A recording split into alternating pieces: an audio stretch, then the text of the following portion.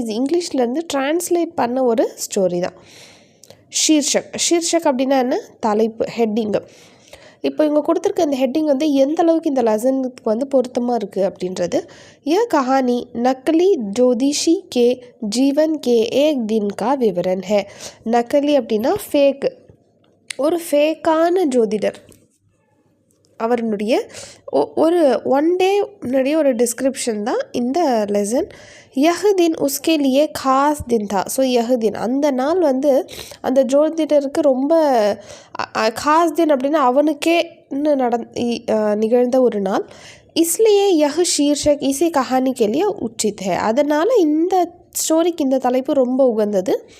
யஹ் ஷீர்ஷக் ஹமே பூரி கஹானி பட்னே கோ மஜ்பூர் கர்த்தா ஹே. யஹ் ஷீர்ஷக் இந்த தலைப்பை பார்க்கும்போது நமக்கு அது நமக்கு என்ன பண்ணுறதுன்னா என்டையர் லெசனையுமே படிக்க நம்மளை தூண்டுது அப்படின்னு சொல்கிறாங்க. சச்முச் யஹ் உத்தம் ஷீர்ஷக் ஹே. ஸோ உண்மையாக சொல்லணும் அப்படின்னா உத்தமமான ஒரு நல்ல தலைப்பு தான் இது அப்படின்னு சொல்லி முடிக்கிறாங்க. இப்போ நம்ம கஹானிக்குள்ளே போகிறோம். இப்போ தான் நம்ம கஹானிக்குள்ளே வரும். நான் எல்லா வீடியோலுமே சொல்கிறேன், ஜென்ரலாக வந்து நம்ம எஸ்ஏ அப்படின்னாலே வந்து ஃபஸ்ட்டு நம்ம பிரஸ்தாவனை எழுதுவோம், அதுக்கப்புறம் ஆத்தர் டிஸ்கிரிப்ஷன் எழுதுவோம், அதுக்கப்புறமா ஹெட்டிங் பற்றி பேசுவோம், அதுக்கப்புறம் தான் நம்ம கஹானிக்குள்ளே வருவோம் நம்ம. ஓகே, கஹானிக்கா சாரான்ஷ்.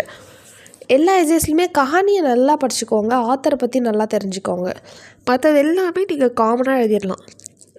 அந்த ஷீர்ஷக்லேருந்து அதுக்கப்புறம் எழுதுகிற அந்த பாஷா ஷைலி, கத்தோப் கத்தன், உத்தேஷிய, இது எல்லாமே உத்தேஷிய சிம்லராக வராது, மற்றது எல்லாமே உங்களுக்கு ஓரளவுக்கு சிம்லராக வந்துடும். அதனால் சாராம்சம் நல்லா படிச்சுக்கோங்க. ஓகே.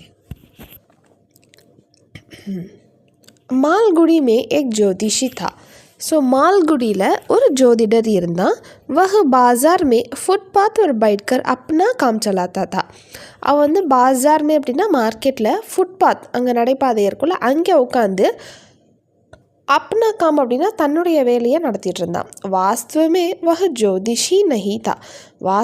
ஆக்சுவலாக he is not a astrologer. வஹ் கிராஹக்கும் கோ பகலே போல்னே தேத்தா. அவங்கக்கிட்ட யாராவது கஸ்டமர் வந்தாங்க, கிராஹக் அப்படின்னா கஸ்டமர், இதில் ரெண்டே கேரக்டர் தான், ஜோதிஷி ஒன்று, கிராஹக், அவ்வளோதான். கிராஹக்கும் அப்படின்னா கஸ்டமர்ஸ். கிராஹக்கும் பகல்லே போல்னே தேத்தா.